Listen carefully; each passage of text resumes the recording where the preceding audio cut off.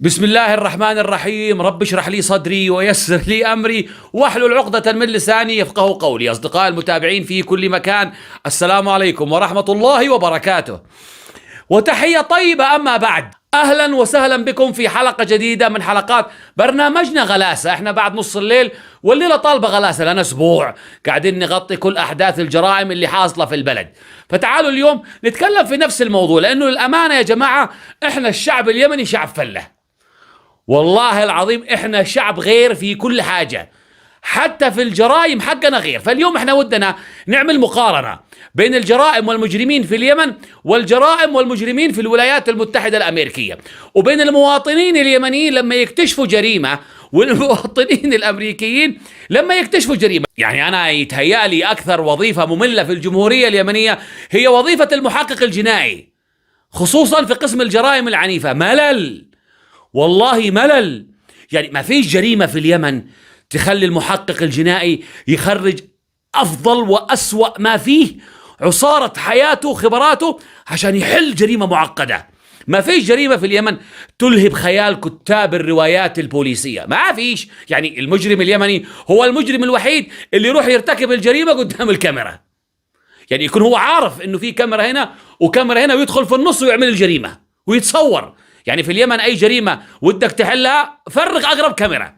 يعني أكبر خطة يعملها المجرم اليمني إنه النية، إنه ينوي قسما بالله لا أطعفر أبوه، هذه الخطة. أما أكبر تمويه يرتكب من خلاله الجريمة إنه يباغت الضحية، يخليها كذا قاعدة غفلانة، يجي من وراها يدقها رصاصة ولا بالسكينة. أما أكبر عملية هروب حصلت بعد جريمة من مجرم إنه يجري، يعني يدخل قدام الكاميرات يرتكب الجريمة ويخرج يجري. هتروح وين يهبل؟ هيجيبوك يهبل يا ابن الأهبل. حتى احنا الشعب اليمني غير، حتى على مستوى المواطنين لما يكتشفوا جريمة. يعني في العالم كله لو رحت أي دولة مثلا في الغرب واكتشفوا جريمة، تلاقي الناس قاعدين عند الباب برا، ما يدخلوش طبعا. انتوا عارفين انه اتلاف أدلة جنائية الجريمة هو يعتبر في حد ذاته جريمة، يوديك في 60 داهية. فتلاقيهم عند الباب برا قاعدين يبكوا، اوه ماي جاش اوه ماي جاش، بيبكوا يعني. وحتى لو طلع فيهم واحد فزلوه كهبل حابب يدخل، الناس يمنعوه، هذا مسرح جريمة، دعسة رجلك ممكن تتلف دليل. في اليمن لا.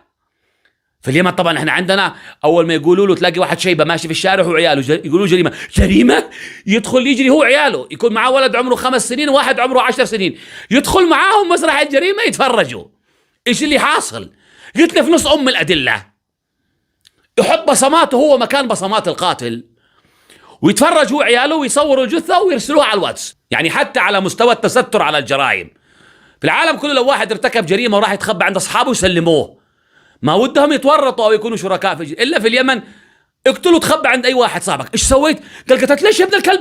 قال أضبح بيه، ادخل ويخبيه ويشوفوا كيف يهربوه. فبالتالي تحس إنه أكثر وظيفة مملة في اليمن هي وظيفة المحقق الجنائي. احنا بنتكلم عن الجرائم اللي يعني اللي بتتحول رأي عام وبنسمع عنها، ولا احنا عارفين إنه أدراج المحققين الجنائيين فيها أشياء تشيب الرأس. ففي كل الأحوال وظيفة ملل. يعني تعالوا نشوف مثلا الجرائم في العالم كيف. تشوفوا جرائم تحولت إلى روايات، جرائم تحولت إلى أفلام ومسلسلات، ليلة طويلة. تلاقي شفتوا انتوا دائما في الغرب لما يجيبوا لك يعني الوثائقيات أو الأفلام، دائما تلاقي المحقق الجنائي هذا في الجرائم العنيفة تلقاه مطلق مرته، تلقى مرته شلت الجهال وهجرته، هو دائما منفصل لأنه وقته كله رايح في الشغل، لأنه تيجي قضية واحدة يضيع عمره كله فيها عشان يحلها. يعني خلاص مركز في الجريمة تحول له عقدة. يعني شوفوا الجرائم هناك، تلاقي جريمة بيحققوا فيها 5 سنين 10 سنين، في جرائم من 50 سنة على فكرة بيحققوا فيها إلى الآن ما لقولاش حل. في جريمة بني مزار في قرية عين شمس في مركز بني مزار في مصر اللي عملنا عليها تحقيق، 18 سنة مش عارفين يحلوها، أكبر القيادات تدخلت فيها. تخيل أنت 10 أشخاص تم قتلهم، ذبحهم، فتح بطونهم، أخذ أعضائهم، يعني استئصال أعضائهم التناسلية خلال 2 ساعتين، ومسرح الجريمة نظيف، والجريمة ارتكبت في 3 بيوت في نفس الوقت وفي قرية صغيرة ومش عارفين يحلوها للآن. يعني تخيلوا واحدة من الجرائم الكبيرة اللي حصلت في الولايات المتحدة قبل عشرات السنوات، جريمة حقيقية. أعيش معي اللحظة، أب روح البيت حقيقة بالليل من عمله، لقى أولاده ال5 وزوجته شالوا رؤوسهم والجثث في الأرض باتجاهات معينة، وعلى كل شباك علقوا راس واحد من عياله وزوجته. تخيل هذا لما اتصل للشرطة. تخيل معي الآن المحققين أول ما جو في الليل ودخلوا مسرح الجريمة، ضلمة، ليل، رعب، جثث بطريقة مرصوصة بطريقة غامضة، روس معلقة على النوافذ. فتخيل انت هنا حجم الادرينالين اللي بيضخ في جسم المحقق. احنا عارفين المحققين هم يعني ناس محترفين، ما بياخذوش الجرائم مثل ما بناخذها احنا بإثارة، ولكن ايضا لا زالت جريمة مثيرة وتشيب العقول. فيبدوا يحققوا. مسرح الجريمة نظيف، ما فيش بصمات، ما فيش سلاح جريمة، جريمة كاملة. القاتل نجح في ارتكاب جريمته ولم يترك وراء أثر، وأخفى أسلحة الجريمة وغادر مسرح الجريمة دون أن يترك وراءه شهود عيان. جريمة نظيفة. فتخيل المحققين والتحقيقات ويبدوا يفحصوا والجثث ويبدوا يفككوا، يعني خبراء الجرائم العنيفة واخصائيين النفسيين للجرائم السايكوباثيه، الاعتلالات العقليه، ويجيبوا عندهم واحد اسمه خبير مسرح جرائم. هو اسمه خبير مسرح جرائم. هذا مهمته ايش؟ انه يدرس مسرح الجريمه، يفككها، يعمل هندسه عكسيه لمسرح الجريمه، ويبدا يرتب الاحداث. فهذا يقول لك ايش؟ يبدا يقول لك كذا. طبعا دائما يجي مجنون بنظاره وشعره منكوش يقول لك المجرم القاتل دخل من هذه النافذه، وبعدين إيميلي عمرها 18 سنة كانت خارجة من المطبخ، فهو شافها فانقض عليها بضربة واحدة بالفاس، طير راسها. وبعدين يجي طبعا خبير الجثث، خبير الطبي التشريح، يقول لك انه فصل راسها بضربة واحدة، وهذا دليل على انه عمره كذا. يبدا يقول لك وزنه وعمره، ومن زاوية الضربة يحدد لك تقريبا طول القاتل، وانه رياضي مش رياضي، وانه جنسه لا يمكن يكون امرأة. وبعدين خبير المسرح يقول لك ثم اتجه بهذا الاتجاه فشاف سوزانا 9 سنوات، سمعت صياح اختها فخرجت، فباغتها بضربة والدم طش.